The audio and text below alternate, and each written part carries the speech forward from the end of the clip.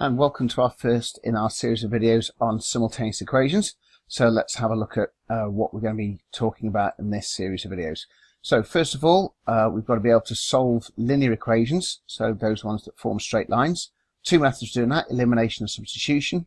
We've got to be able to deal with them when they're not necessarily straight lines. So for example, when you've got circles or quadratics. Then we've got to think about how we're going to link the solutions to those equations to what they look like when you do them graphically. And finally, thinking about how we can use discriminants to start looking at how many points of intersection line and curves might have. So first off, we're going to have a look at the linear simultaneous equations, the straight line ones, and link that also to their graphs. So here we go. Now, you will have done this at GCSE, so I'm going to go fairly swiftly through it. It should be just a bit of a recap. So you'll be familiar with equations in this kind of form. So two equations, each containing the x and y variables. So look at the first one. We should know that what we need to do is equalize the coefficients for either the x's or the y's. And we're going to do that by multiplying the equations through. In this first one, what I'm going to do is equalize the y coefficient. So if we multiply that top equation by 3, multiply the bottom equation by 2, and you'll notice now that my y coefficients are the same, so there's the y that's going to disappear. I'm going to make them disappear because I've got one positive, one negative. I'm going to make them disappear by adding them together. So if we just add those two equations, got 19x equals 38, and then a simple bit of solving, we've got x equals 2. Once we've got the one variable, we've got to go back and find the other one. So let's put that value back into one of our equations and find the value of y. So I've decided just to put it back into this one here because it's a nice simple one to use.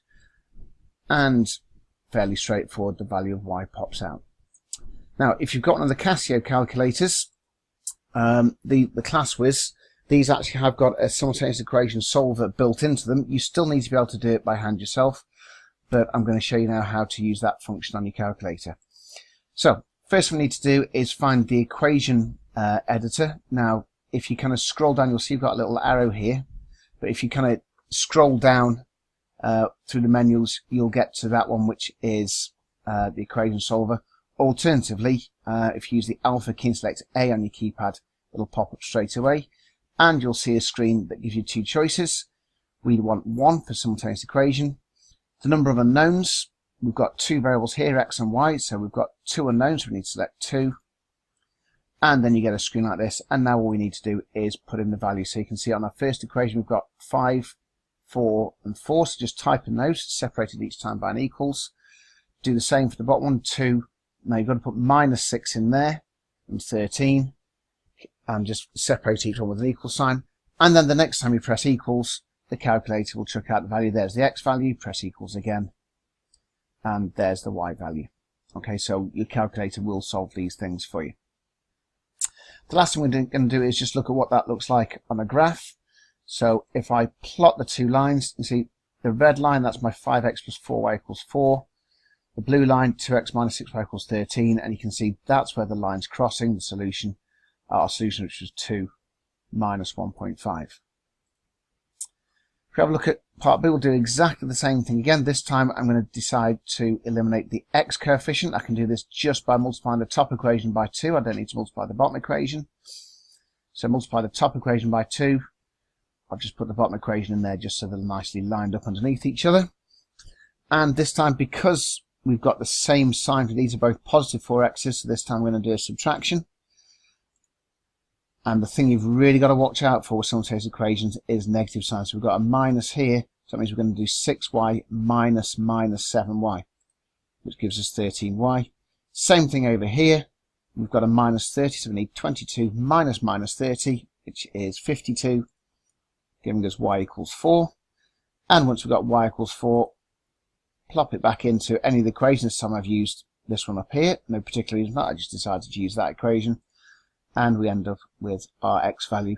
And again, same thing again.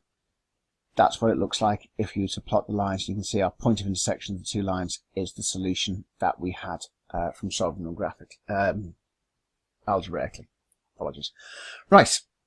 Hopefully there is nothing particularly new there. It's all pretty much what you saw at GCSE. The elimination method is one way of doing things, but depending on what format you get the equations in, it might mean other methods are a bit simpler to use. So let's have a look. So A. This one, because we've got in this case, we've just got this equation here with just one y equals. It's actually a little bit easier to just say, okay, let's rearrange that equation, make y the subject. So there we go, just move the 2x over to the other side, giving us y equals 8 minus 2x. And now if we know that y is 8 minus 2x, that can just be substituted straight in here in place of the y there. So we end up with this. So this is our bottom equation with our value or our expression for y substitutes in. What we've done there is got rid of the y. We've now got an equation just with the one variable, x. So all we've got to do is now solve it. So multiply out the brackets, do a bit of tidying up, and we end up with x equals 3. And again, same as before, we've now got to find out what y is. And again, the easiest thing to do is, if I know x is 3, is go back to this equation here, chuck it in there. So we've got y equals 8 minus 2x. That gives us y equals 2. Okay, and it was just easier to do it that way, primarily because, as I said before, you've just got one y there, which makes the rearranging nice and simple and the substitution nice and simple.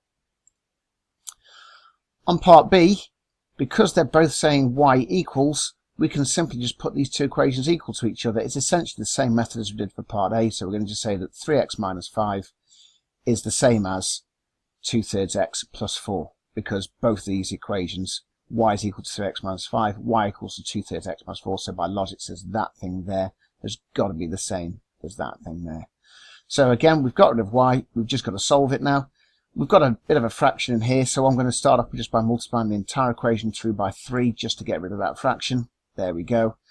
Now we've just got to do the solving, and we end up with a bit of a nasty fraction, but not a problem. X is 27 over 7, and plug that back in to either of the equations to get y, and we end up with y equals 46 over 7. Job done.